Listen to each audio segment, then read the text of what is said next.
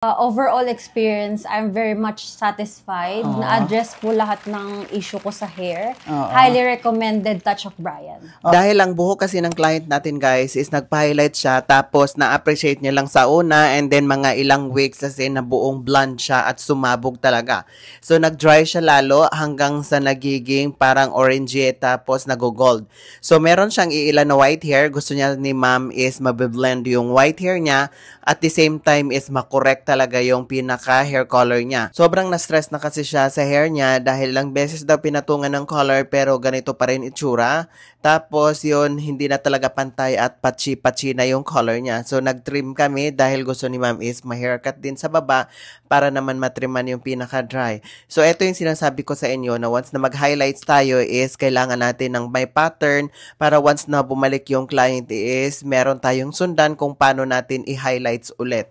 Dahil kung ganito yung effect ng mga color or yung mga lightener nyo, as in magkakaroon siya ng damage at hindi talaga maiwasan na magpatchy yung color. So ito yung after. Tingnan yung after guys. Grabe, ang ganda na ng color niya. Tapos nag-blend na yung pinaka color niya, yung lowlights and highlights. At the same time, natakpan na rin natin yung pinaka white hair niya. So ito yung harap na guys. Niya, yung regrowth niya is talagang haba na. Tapos yung highlight niya talagang sumabog siya na as in sobrang dry. Tapos gaspang. Tapos itong sa baba guys is talagang damage siya. So ginawa na naman natin ang paraan na yung highlights niya is makorek natin na meron siyang lowlights and highlights na hindi siya as in totally makapal. Dahil meron ding highlights na sobrang kapal, yung pinaka lowlights and then yung highlights, and then once na tumagal na siya, yung fading as in totally magbablan. So meron kasi siyang paraan kung paano yung fading niya, yung light ba or medyo dark lang. So meron ding nude color kung paano, depende na rin sa client kung anong gusto, especially sa mga hairstylist.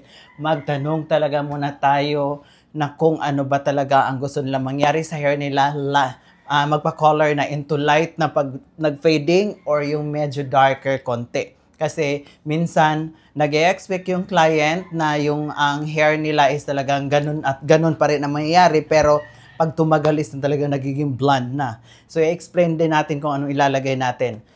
Dahil itong si ma'am is, hindi niya in-expect din na ang hair niya is unang-una na-appreciate niya lang, pero pag tumagal, hindi na maganda. So, eto guys, hindi naman kayo satisfied kung hindi natin tanungin yung client. So, tatanungin natin kung satisfied ba si ma'am. So, satisfied ka naman sa transformation natin for today, ma'am?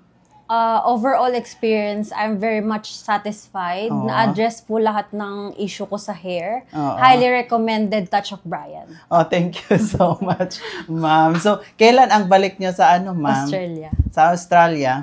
23rd of January. So, 1 week na lang. So, imagine guys, inantay talaga ni ma'am na pumunta kami dito sa ano, Manila. sa Manila branch. Kasi nga, syempre, ang dami niyang problema sa hair niya. So, ito, nagawa natin ng paraan. So, thank you so much, ma'am. Thank you. Love it.